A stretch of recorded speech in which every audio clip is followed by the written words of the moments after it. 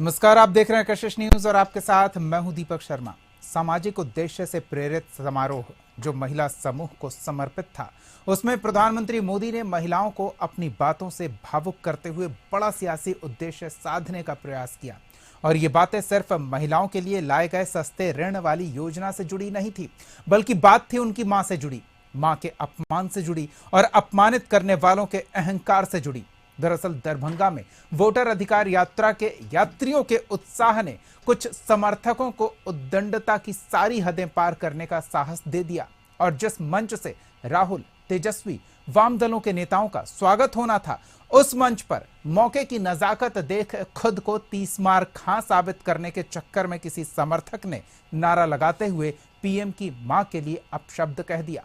नेता तो थे नहीं, पर मंच तो उन्हीं का था। ऐसे में मौका मिला पीएम के साथियों और सहयोगियों को, विरोधियों को विरोध का तरीका सिखाने का, सियासी मर्यादा बताने का, शब्दों का दायरा समझाने का। और इसी बहाने पीएम ने बिहार चुनाव से पहले विरोधियों के किए कराए पर आंसुओं का सैलाब ला दिया, जिसमें उनकी सारी मेहनत तो बहती दिख ही रही है। अब नुकसान की भरपाई भी मुश्किल होगी। आधी आबादी को पीएम ने आंदोलन का मुद्दा दे दिया है और उन्हें अपमान करने वालों को सबक सिखाने का संदेश भी। अब ऐसे में सवाल तो पूछेंगे कि पीएम की मां का अपमान महागठबंधन को होगा इसका नुकसान? सवाल का जवाब लेंगे। हमारे साथ कुछ मेहमान जुड़े हुए हैं, उनसे आपका परिचय करा दे। बीजेपी की ओर से पार्टी का पक्ष रखने के लिए राहुल आनंद जी हैं। आरजेडी की ओर से पार्टी का पक्ष रखने के लिए प्रमोद सिन्हा जी हैं। प्रमोद जी, पीएम की मां का अपमान, पीएम भावुक नजर आए और उसके बाद 4 तारीख को बिहार बंद का आह्वान किया है। बीजेपी महिला मोर्चा यानी कि आधी आबादी के अपमान से एक प्रसंग को जोड़ा है और महागठबंधन के वोटर अधिकार यात्रा के दौरान जो हुआ उसे महिलाओं के अपमान के तौर पर प्रस्तुत किया गया है। इससे महागठबंधन को नुकसान होगा?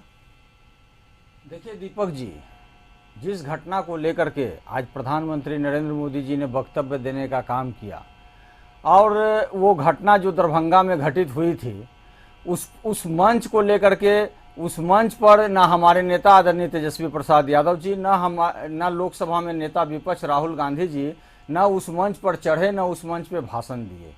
कार्यक्रम की समाप्ति के बाद जब कई किलोमीटर जब सभा आगे चली गई, उसके बाद जो वो घटना घटी और उस पर भी जो वहाँ के जो कार्यकर्ता ने जो आयोजन करने का काम किया था, तो उन्होंने स्पष्ट रूप से जो है कहने का काम किया कि इस प्रकार की घटना नहीं होनी चाहिए थी। और उस दिन भी जो डिबेट हुआ उसमें उस दिन भी हम लोगों ने कहने का काम किया कि चाहे बात प्रधानमंत्री नरेंद्र मोदी जी की माता जी का हो या एक आम आदमी के माता जी का हो, किसी भी तरह से उनके प्रति अपशब्द का प्रयोग नहीं होना चाहिए, वो निंदनीय है।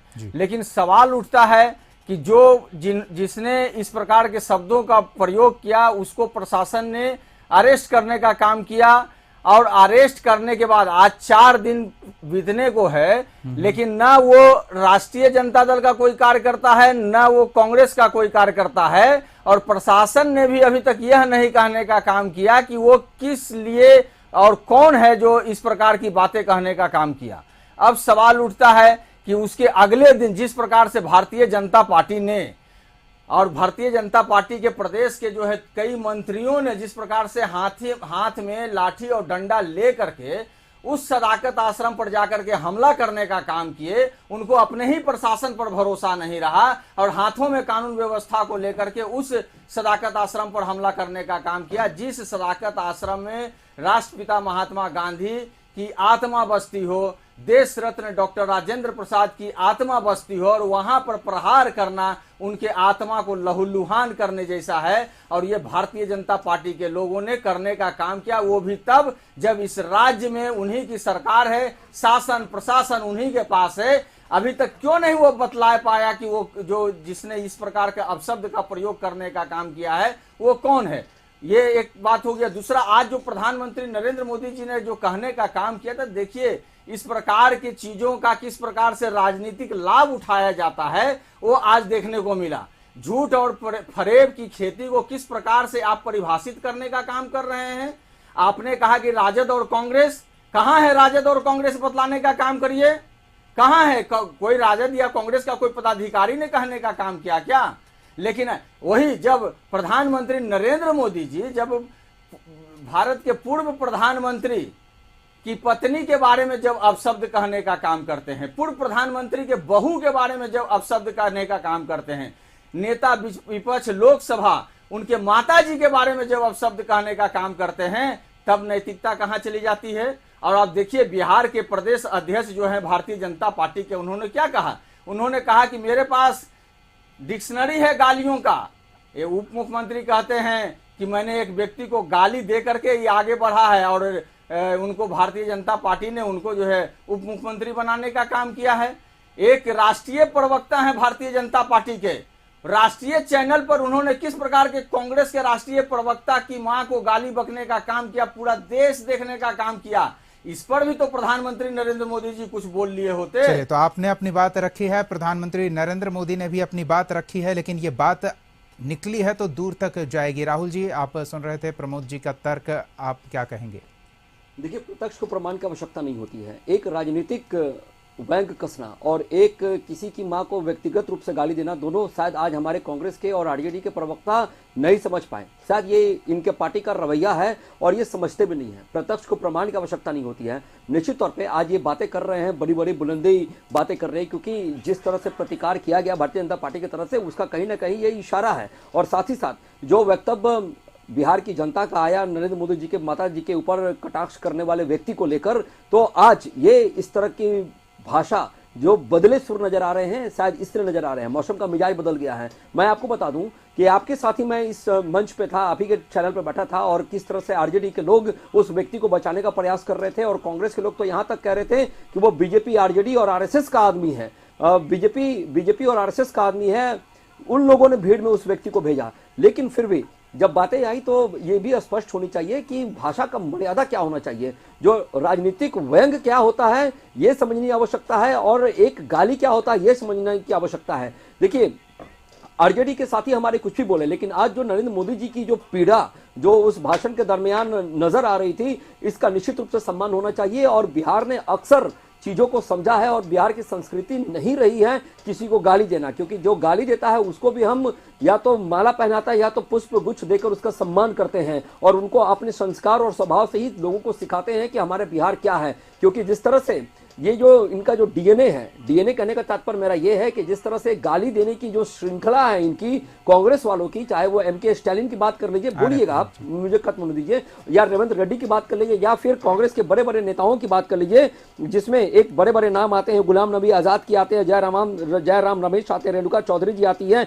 सलमान खुर्शीद आते हैं, इमरान मसूद आते हैं, संजय निरुपम आते हैं, जिग्नेश रिवाड़ी आते हैं, और ये नहीं, मणिशंकर अय्यर तक आते हैं, राहुल गांधी जी स्वयं आते हैं, सोनिया गांधी जी तक आती है। लेकिन दुख की बात यह है कि एक मंच पे जब उनके मंच का इस्तेमाल किया गया तो इनको वहां पे व्यक्तिगत रूप से कहना चाहिए कि वो जो भी घटना घटी है उसका हम प्रतिकार करते हैं और हम माफी मांगते हैं। ना इनके ट्विटर हैंडल की बात की जाए, आरजेडी की अगर एक्स हैंडल की बात कीजिए तो लगातार चीजों को किस तरह से विरोध के समक्ष दिखाने का प्रयास करते हैं, भाजपा के खिलाफ कांग्रेस भी करती है। लेकिन दुर्भाग्य की बात यह है कि ये जो पिछलग्गू पार्टी, यानी कि आज तो आरजेडी पिछलग्गू बन गई है कांग्रेस की, यही देखने को मिला। जो मंच चल रहा था उसकी अगर बात करें तो निश्चित तौर पे देखा जाए तो उनको प्रतिकार करना चाहिए। लेकिन ये जो विरोध है और ये जो जनता की जो आवाज है उसको लेकर, ये सदाकत आश्रम की बात कर रहे थे, शायद ये भूल गए कि क्या वो सदाकत आश्रम में जब भारतीय जनता पार्टी के जब लोग गए तो पहला डंडा किसने मारा था? पहला डंडा मारने वाला व्यक्ति पटना सिटी का था, मैं वहीं पे था, और प्रत्यक्ष को प्रमाण की आवश्यकता नहीं होती है। उसके बाद जब हर एक्शन होता है तो उसका रिएक्शन होता है। मैं आपको एक बात और बता दूं,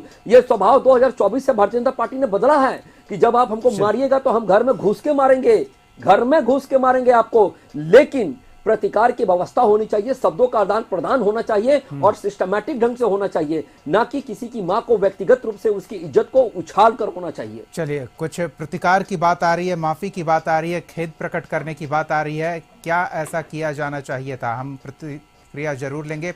हमारे साथ चंद्रभूषण जी भी जुड़ चुके हैं कांग्रेस की ओर से पक्ष रखने के लिए। चंद्रभूषण जी, आपका भी बहुत बहुत स्वागत है हमारे इस कार्यक्रम में। आवाज आप तक स्पष्ट पहुंच रही है चंद्रभूषण जी? हाँ दीपक जी, बिल्कुल। चलिए, हम यही बात कर रहे हैं कि प्रधानमंत्री नरेंद्र मोदी ने आपके किए कराए पर, 16 दिनों के किए कराए पर 12 मिनट में आंसुओं का सैलाब ला दिया। सब कुछ बहता दिख रहा है और अब एक माहौल जो बनाया जा सकता था महागठबंधन के द्वारा, वो माहौल अब एनडीए के पक्ष में बनता दिख रहा है। महागठबंधन को इससे नुकसान होता दिख रहा है, सिर्फ चंद ऐसे शब्दों के कारण जो एक मंच से, जो पार्टी के बैनर के तहत तैयार था, और वहां से कोई न प्रतिकार हुआ, न खेद प्रकट किया गया, माफी मांगनी तो दूर की बात है। चंद्रभूषण जी क्या कहेंगे?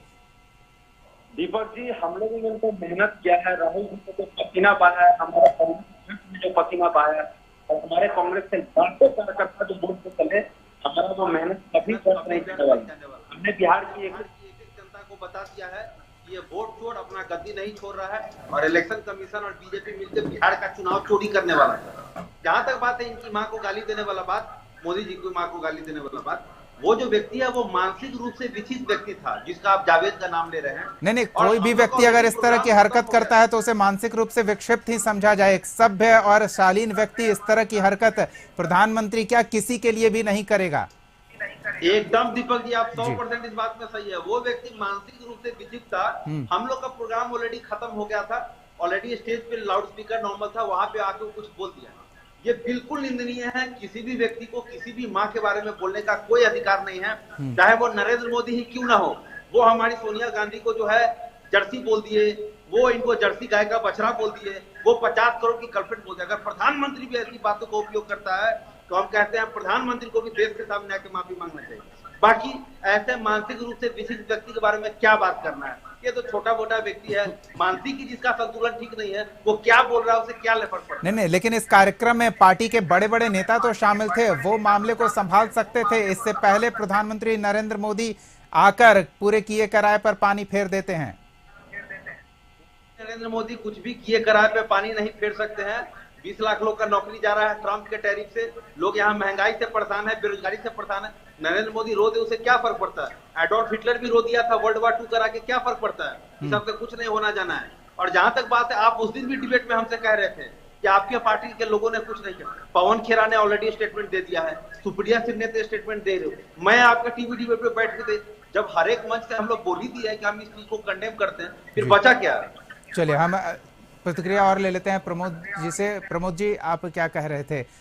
जिस तरह से प्रतिकार करने की बात हो, खेद प्रकट करने की बात हो, ऐसी कोई बात हुई नहीं, क्या इसका खामियाजा भुगतना पड़ेगा? हालांकि चंद्रभूषण जी कह रहे हैं कि किसी के रोने से कोई फर्क नहीं पड़ता। देखिए दीपक जी, जब हम लोग एक अधिकारी के जो है प्रवक्ता के रूप में टीवी डिबेट में बैठते हैं, और मैंने तो स्पष्ट रूप से कहा कि चाहे बात प्रधानमंत्री नरेंद्र मोदी जी की माता जी का हो या एक आम आदमी का हो, अब शब्द का प्रयोग होना ही नहीं चाहिए। और वो निंदनीय है जिसकी हम लोग भर्त्सना उस दिन से लगातार कर रहे हैं। लेकिन आप देखिए ना कि किस प्रकार से इन चीजों का जो है राजनीतिक इस्तेमाल किया जा रहा है, ये तो देखने को मिल रहा है। आप ये मान रहे हैं इसका राजनीतिक इस्तेमाल किया जा रहा है, लेकिन चंद्रभूषण जी कह रहे हैं कि इससे कोई फर्क नहीं पड़ेगा, उनके रोने से किसी को कोई फर्क नहीं पड़ता। प्रधानमंत्री नरेंद्र मोदी जी जिस प्रकार से आकर के बात कहने का काम कर रहे हैं, तो उन्होंने जो अपने पूर्व के वक्तव्य को जो देने का काम किया था, और प्रधानमंत्री के पद की जो गरिमा होती है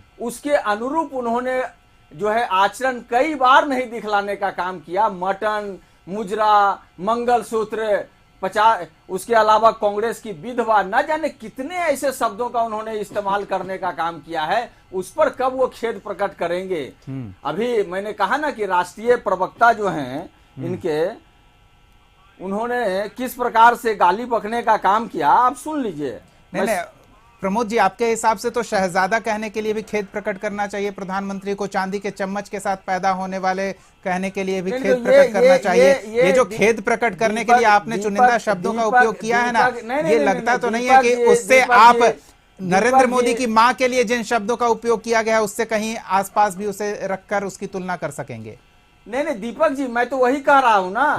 आपने डीएनए पर, प्रधानमंत्री नरेंद्र मोदी जी ने डीएनए पर प्रश्न, नहीं, आपको पता है आपकी यात्रा में शामिल एक राज्य के मुख्यमंत्री भी बिहारियों के डीएनए को तौल रहे थे। डीएनए पर सवाल उठाते हैं। नहीं, आपके यात्रा में एक राज्य के मुख्यमंत्री भी शामिल हुए थे, वो भी बिहारियों के डीएनए को तौल रहे थे। जब जब जब वो तो याद नहीं है। प्रधानमंत्री नरेंद्र मोदी मतलब आपको ये मौका मिल गया सफाई देने का, और उसके बाद नीतीश कुमार जी ने जिस प्रकार से बिहार के लोगों के नाखून और बाल जो है भेजवाने का काम किया, तो पहले प्रधानमंत्री नरेंद्र मोदी जी ने क्या खेद व्यक्त करने का काम किया मतलब आपको उन्होंने खेद व्यक्त किया, आप बताइए ना।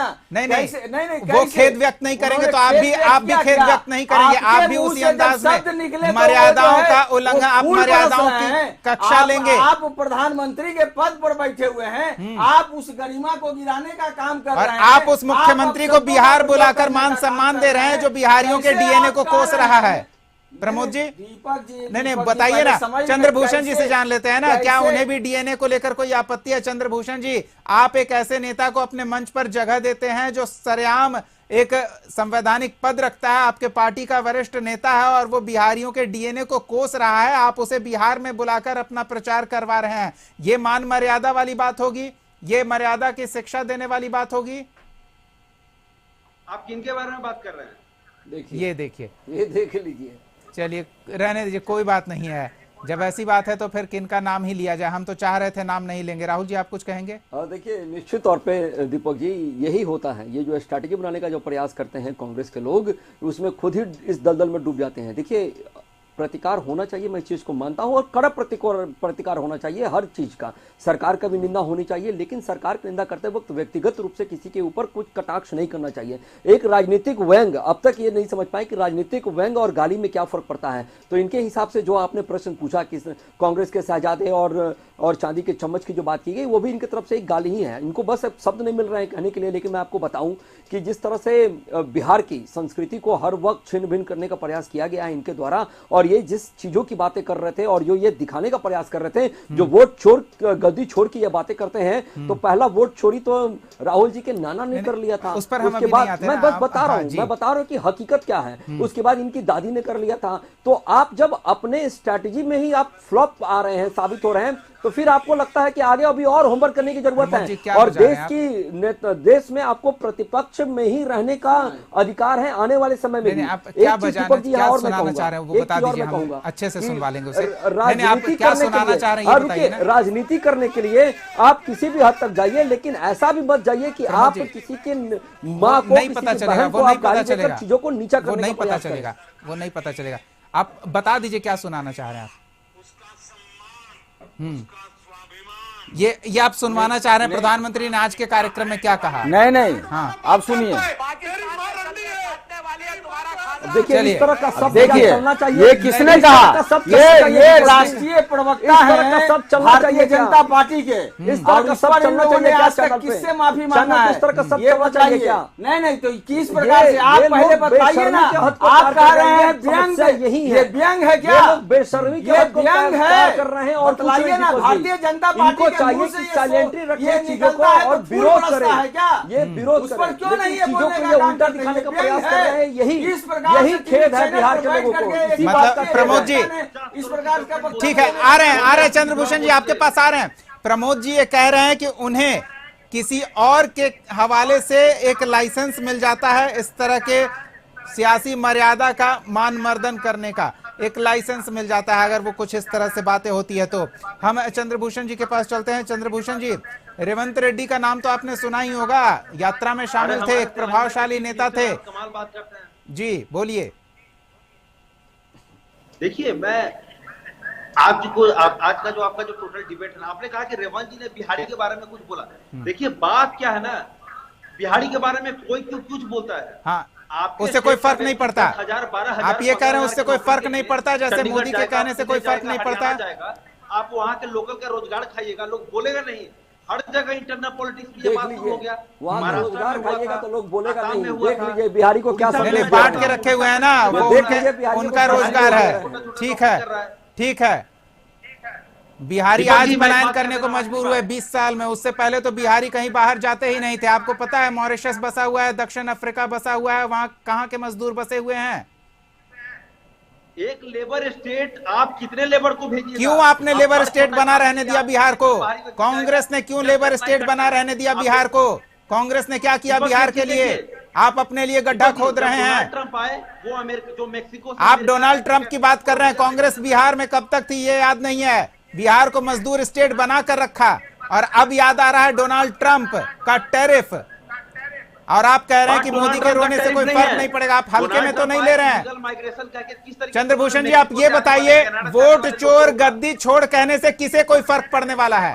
किसी को कोई फर्क पड़ेगा? फर्क पड़ने वाला पूरा और नरेंद्र मोदी के बोलने से किसी को फर्क नहीं पड़ेगा। मोदी ने फर्जी चुनाव से वोट जीता था, वो प्रधानमंत्री बनते ही नहीं, वो 25 सीट का मैनेजमेंट करके वो बने हैं, और हम नरेंद्र मोदी और सीट घटा लेते हैं, मैनेजमेंट करके सीट का अपनी सीट घटा लेते हैं। इतना समझदार प्रधानमंत्री आपको मिला है।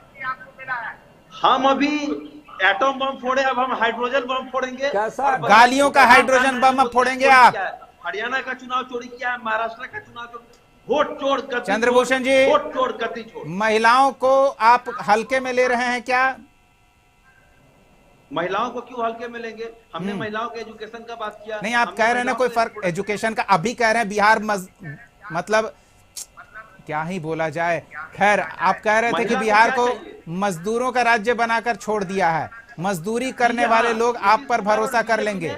बिहार को मजदूरों का राज्य बना के छोड़ दिया। अरे हम तो कांग्रेस पार्टी है दीपक जी, हमने मनरेगा लाया। मनरेगा का कॉन्सेप्ट बताइए क्या मजदूरों के लिए था। लाया है नहीं, कुछ अच्छा नहीं सोच सकते थे क्या? आदमी वहीं पे रह के नौकरी करे। पता है मनरेगा के बारे में प्रधानमंत्री ने संसद में क्या कहा? ये कांग्रेस की विफलता का ढिंढोरा है जिसे वो बजाते रहेंगे। नहीं, लेकिन अब बाद में वो उसका बजट भी बढ़ाते हैं। देखिए नरेंद्र मोदी कैसे डुप्लीकेट के तहत कितने लोगों को लाभान्वित हुआ, ये आप समझ लीजिए। मतलब कांग्रेस उस योजना का सदुपयोग नहीं कर पाई, उसके लिए एक आपदा का इंतजार करना पड़ा इस देश को। अरे नरेंद्र मोदी ने मर्यादा ये मनरेगा को विरोध किया। नहीं, नरेंद्र मोदी अपनी माँ के बारे में भावुक होकर कुछ कहते हैं तो इससे किसी को फर्क नहीं पड़ता। चंद्रभूषण जी, अरे मनरेगा ला के हमने नहीं, नरेंद्र मोदी अपनी माँ को लेकर भावुक होकर कुछ कहते हैं तो उससे कांग्रेस को कोई फर्क नहीं पड़ता।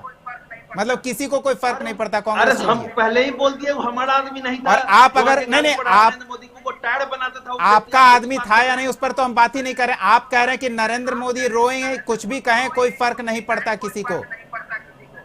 ऐसा कुछ बात नहीं है। नरेंद्र मोदी जी भी एक इंसान है, वो तो नॉन बायोलॉजिकल पीएम है, वो तो नॉन बायोलॉजिकल पीएम है, तो कहां से जन्म लिया? नहीं, दिलचस्प स्थिति है। खुद ही बोले हैं नॉन बायोलॉजिकल। ठीक है प्रमोद जी, कोई फर्क पड़ेगा, कुछ संभावना है? बायोलॉजिकल है, बोले हैं कि नहीं बोले, आप बताइए। देखिए, झूठ और फरेब की खेती करना भारतीय जनता पार्टी का फितरत रहा है। चलिए, आप इसे झूठ और फरेब की खेती बता रहे हैं, ठीक है। प्रमोद जी, कोई फर्क पड़ेगा करने का वो काम ये कर रहे हैं। नहीं मान रहे हैं कि प्रमोद जी भी नहीं मान रहे हैं कि कोई फर्क पड़ेगा, क्योंकि जनता समझ रही है। राहुल जी, क्या फर्क पड़ने की संभावना? देखिए, निश्चित रूप से ये ऐसे प्रधानमंत्री हमारे देश के कि जिनकी बातों को जनता सुनती है और उनके द्वारा बताई गई चीजों का अनुपालन करती है। ये 2014 के बाद से लगातार लोगों ने देखा है कि कितने भरोसे के साथ प्रधानमंत्री की बातों को लोग सुनते हैं और उन पे अमल करते हैं। निश्चित तौर पे इसका फर्क पड़ेगा, क्योंकि एक मात्र शक्ति को गाली देना एक सुनिए। अरे तो अभी तो आप कह रहे हैं कि वो हार रहे थे, अभी तो कह रहे थे कि अब सेटिंग कर रहे थे कि हार रहे हैं। तय होगा, अगर पैमाना हार जीत ही है तो वो भी जल्दी तय होगा। अगर पैमाना वोटों की गिनती है और आगे पीछे वोटों की गिनती में निकलने का है तो वो भी तय आएगा। समय नजदीक आ रहा है, लेकिन फिलहाल ये देखना दिलचस्प होगा कि आधी आबादी को लक्षित किया है प्रधानमंत्री नरेंद्र मोदी ने। और आधी आबादी, बिहार की अगर बात करें तो वोटर पैटर्न के हिसाब से आधी आबादी ज्यादा वोट करती है। महिलाएं पुरुषों की तुलना में 6 से 10% अधिक वोट करती हैं। और अगर उनसे भावुक तौर पर होकर प्रधानमंत्री जुड़ते हैं और महिलाएं उनसे कनेक्ट कर पाती है तो इसका नुकसान महागठबंधन को हो सकता है। स्पष्ट रूप से जो हुआ है उसका अब किस तरह से भरपाई किया जाए, इस पर विचार करने की आवश्यकता है, क्योंकि मौका बीजेपी ने भुनाने का भरसक प्रयास किया है। देखना होगा कि कितना इसका असर होता है। बहुत बहुत धन्यवाद प्रमोद जी और राहुल जी और चंद्रभूषण जी अपना समय देने के लिए, इस चर्चा में शामिल होने के लिए। इस बीच